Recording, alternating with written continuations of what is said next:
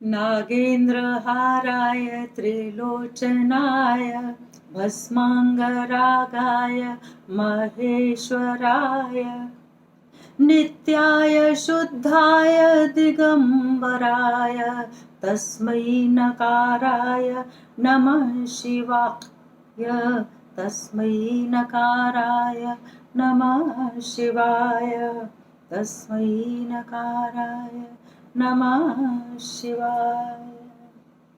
नमस्कार, सास बहू की अनोखी दुनिया में आपका स्वागत है और मैं हूँ चित्रलेखा और ये है मेरी प्यारी बहू पारुल। अच्छा माँ, आज आपने शिव स्तुति से क्यों स्टार्टिंग की? आज क्या है? आज क्या बताने वाली हो? शिव स्तुति से इसलिए स्टार्ट किया आज कि आज हम एक ऐसी कहानी बताने वाले हैं जो महाभारत काल से ताल्लुक रखती है और उस कहानी का जो सीधा सीधा संबंध है वो मेरे जहाँ पे मेरी जन्मभूमि है वहाँ से है। अच्छा। तो ये ऐसी वाली कहानी नहीं है कि किसी ने लिखा है, हमने कहानियों में पढ़ा है, ये हमारे सामने की है, हमारा बचपन वहाँ पे गुजरा हुआ है। तो हम ऐसी कहानी को आपको लेके चलेंगे और ये सर्प से संबंधित है। तो सर्प की जब बात होगी तो महादेव की बात तो जरूर होगी, महादेव की स्तुति तो हमें करनी ही पड़ेगी। अच्छा, इसीलिए तो साथियों, सबसे पहले आज हम आपको बताते हैं कि राजा परीक्षित को जब सर्प के लिए काटने के लिए ऋषि ने श्राप दे दिया था। सब लोग जानते हैं कि ऋषि ध्यानमग्न थे जंगल में और राजा परीक्षित वहां पर शिकार खेलने गए हुए थे।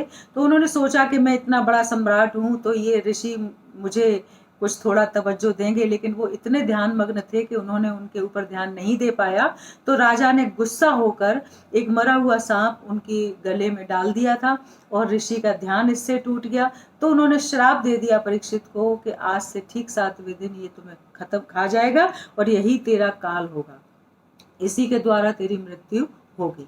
और उसके बाद परीक्षित बहुत परेशान हुए। परीक्षित ने इतना शीश महल बनवाया कि जहाँ से कहीं से सांप अंदर न घुस पाए। व्यास जी से उन्होंने वो सुनी श्री भागवत कथा कि कैसे भी करके ये निकले टाइम। और उसी समय एक पंडित अंदर आए, वो लेकर पुष्प, उनके लिए पुष्प गुच्छ लेकर, और पुष्प गुच्छ में एक कीड़े के रूप में तक्षक आ गए थे छुप के। और जैसे ही उन्होंने राजा को पुष्प गुच्छ दिया, तक्षक अपने असली रूप में आ गए और उनको काट लिया और परीक्षित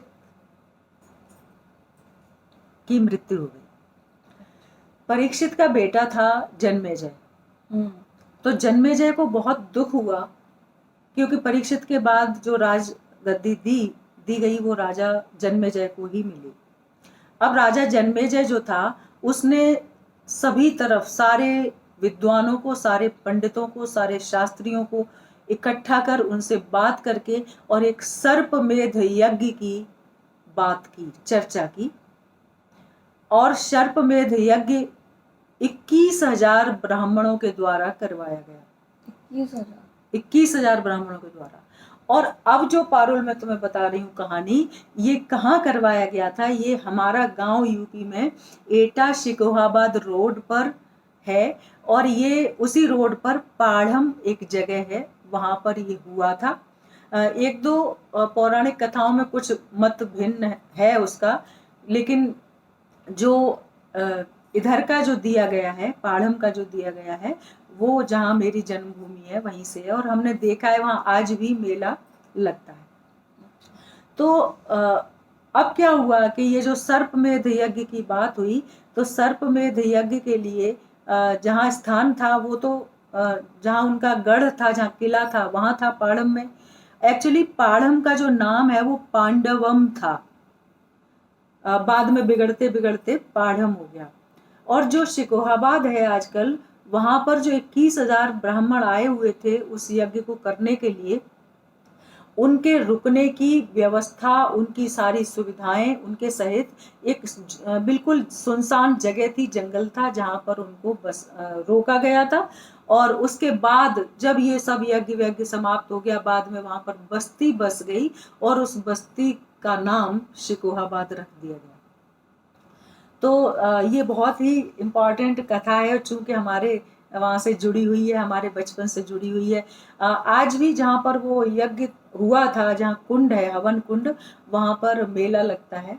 और मेले में जब हम छोटे थे आप कितनी छोटी थी? बहुत छोटे से हम जा रहे हैं उस मेले में, कुंड का मेला ही कहते हैं तो उसको। आपको याद है अभी भी वो? सब याद है। हमारे जो दादाजी थे बाबा, वो बाबा हमको है ना कंधे पे बिठा के ले जाते थे, और वहाँ पे वो जो प्लास्टिक वाला चश्मा होता है ना, वो आंख पे लगा लेते हैं, ऐसे वाला गत्ते की वो रहती है, और एक वो चरखी कागज वाली, और जलेबी खाते हुए हमारा ये मेला होता था। और वो मेला हमने बहुत अच्छे तरीके से एंजॉय किया, बहुत बड़े हो गए हैं तब तक। तो वो मेला साल में एक बार लगता है? हाँ, मेला साल में एक बार लगता है। अब इसके ऊपर आते हैं हम कि जब जन्मेजय ने नाग यज्ञ की घोषणा कर दी, सर्पमेध यज्ञ, उस जैसे ही घोषणा की, तो अब जैसे मंत्र उच्चारित किए जा रहे थे, जैसे ही ब्राह्मण गण मंत्र उच्चारित करते थे, तो सर्प एक दूसरे को पकड़कर त्राहिमाम करते हुए कि हमें बचाओ हमें बचाओ करते हुए झुंड के झुंड में आकर उसमें गिर रहे थे, अग्नि में स्वाहा के साथ ही उसके अंदर गिर रहे थे। और ऐसी स्थिति आ गई कि लगभग सभी सर्प समाप्त होने की स्थिति में पहुंच गए। तक्षक जो था, जिसने काटा था, वो इंद्रलोक चला गया था, इंद्र के पास, कि जिससे यहाँ पर मुझे कोई सुरक्षा, मतलब सुरक्षा मिली रहेगी, कोई खतरा नहीं होगा। फिर बाद में पता चला कि वहां पर ऐसी आहुति हो रही है, तो हम भी चले जाएंगे। इंद्र ने उससे अपना पीछा छुड़ा लिया। तो अब जैसे जैसे स्तुति हो रही, जैसे जैसे वो आहुति के लिए मंत्रोच्चार हो रहे, उधर वासुकी जो नाग था, वासुकी नाग, उसकी बहन जो थी वो ऋषि के लिए ब्याही थी, और उन ऋषि और नाग कन्या के द्वारा जो पुत्र पैदा हुआ था वो आस्तिक था। आस्तिक मुनि के नाम से जो हुए, वो उनका बेटा था। मतलब वासुकी नाग जो था, वासुकी, वो उस आस्तिक मुनि का मामा था। तो जब वासुकी ने उस यज्ञ के उससे तेज से, उसके इतना प्रताप था उस हवन का, यज्ञ का, कि वासुकी जो अंदर बैठा हुआ था अपने घर में, उसके अंदर के अंग जलने लगे और बेहोशी आने लगी उसको। तो उसने अपनी बहन से कहा कि बहन, तू जो कुछ भी आप कर सकती है हमारी मदद कर, और आस्तिक ही एक ऐसा व्यक्ति है जो इस यज्ञ को रोक सकता है, अदरवाइज अब ये यज्ञ रुकेगा नहीं और हम सब समाप्त हो जाएंगे बिल्कुल। तब उसने आस्तिक को बोला, माँ ने, और आस्तिक आए। आस्तिक ने कहा आप चिंता मत करिए। आस्तिक ऐसे थे कि कोई बात कहते थे तो सामने वाला मंत्र मुग्ध हो जाता था, हालांकि बालक थे वो। तो जैसे ही वहां पर आस्तिक पहुंचे, उस हवन के दौरान जो काम चल रहा था, जो कार्यक्रम चल रहा था, वैसे ही उन्होंने मंगलाचरण किया और मंत्रोच्चार साथ में किया। तो जो राजा जन्मेजय बहुत ही उनसे प्रभावित हो गए, इतने प्रभावित हो गए। एक तो ब्राह्मण बालक, ऊपर से छोटा, लेकिन उन्होंने छोटे होने को नजरअंदाज करते हुए कि वो बहुत ज्ञानी बालक हैं, उनको उतना ही सम्मान दिया जितना बाकी के ब्राह्मणों को दिया गया था।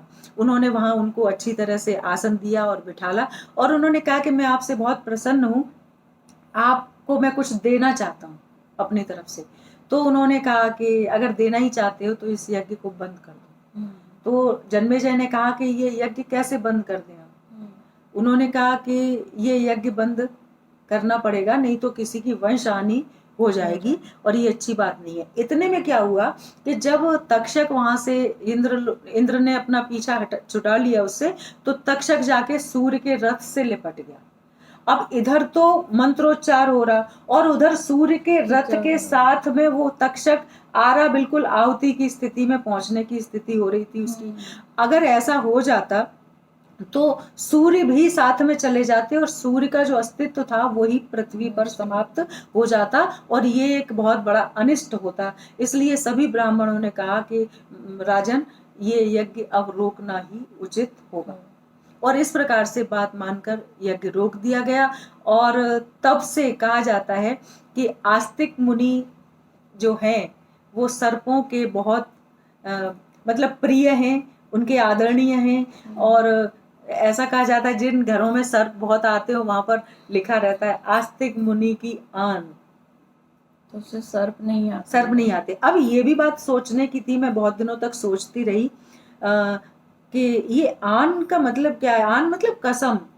तो बाद में पता चला मुझे, जब मैंने बहुत बात कर पढ़ रही थी, मैं स्टडी कर रही थी, उस समय मुझे पता चला कि बाबा गोरखनाथ ने शाबर मंत्रों का प्रादुर्भाव किया था, शाबर मंत्रों की खोज की थी। तो शाबर मंत्र ऐसे होते हैं जिनको कोई भी पढ़ा लिखा, बिना पढ़ा लिखा कोई भी कर सकता है, बहुत पावरफुल होते हैं और सीधे सीधे शब्द होते हैं, उसमें कुछ कठिन नहीं होता है। तो जैसे कि ऐसा कहा जाता है कि रामचरितमानस का भी प्रत्येक जो चौपाई है वो शाबर मंत्र है। जैसे उठ उठ चल तो ये राम दुहाई, भगवान के लिए कहते हैं ना। जैसे हनुमान चालीसा भी पढ़ रहे हो आप, तो भगवान हनुमान के लिए कहते हैं ना कि तुझे राम की कसम है तू चल। तो जिसमें कसम दी जाती है ना वो शाबर मंत्र हो जाता है। तो आस्तिक मुनि की आन मतलब आस्तिक ऋषि की कसम है तुझे कि तू हमारे घर में आए। तो इस प्रकार से कहा जाता है। अच्छा, सिर्फ मनुष्यों की ही प्रजाति ऐसी है जो किसी कसम वसम को नहीं मानती, उसको जो करना है सो करती है। बाकी आज भी प्राणियों में सारी चीजें बरकरार हैं, वो उस बंधन को, उस गंगा जली को, उसको मानते हैं पूरी तरीके से।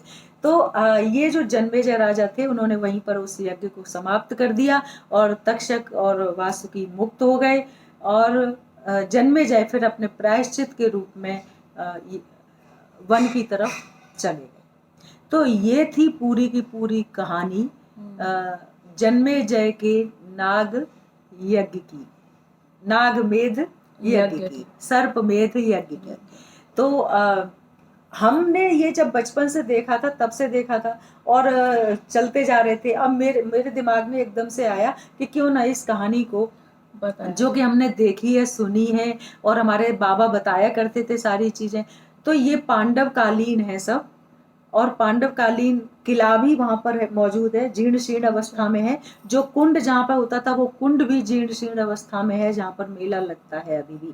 और खुदाई के द्वारा जब वहां पर खुदाई की गई थी तब भी वहां पर सर्प की अस्थि पंजर ऐसा कुछ मिले थे, ऐसा बताया जाता है। तो तुम्हारी कोई और प्रश्न है इससे संबंधित? तो जैसे कि आप बता रही थी ना, किसी के घर अगर सर्प आते हैं तो वो किस तरीके से और कहाँ लिखवा है, जिससे कि दरवाजे पे लिखा होता है। पहली बात तो जो स्वस्तिक है ना, स्वस्तिक ही हमारे में बहुत अच्छी सनातन धर्म की परंपरा के अंतर्गत स्वस्तिक अगर बना हुआ है बाहर तो वो बहुत पावरफुल चीज होती है। और अगर सर्प से ही बचाव करना है, वैसे तो सर्प बेचारे वो खुद ही मनुष्यों से डरते हैं, वो नहीं आते हैं, लेकिन जब वो तब तक परेशान नहीं करते आपको जब तक आप परेशान ना करो उनको। तो दरवाजे पे लिखवाया जाता है और ये शाबर मंत्र है, आस्तिक मुनि की आन, कि तुझे कसम है आस्तिक मुनि की, क्योंकि उसने तुम्हारे वंश की रक्षा की थी, इसलिए माना जाता है, ऐसा कहते हैं। अब ये प्रैक्टिकली सिद्ध नहीं है।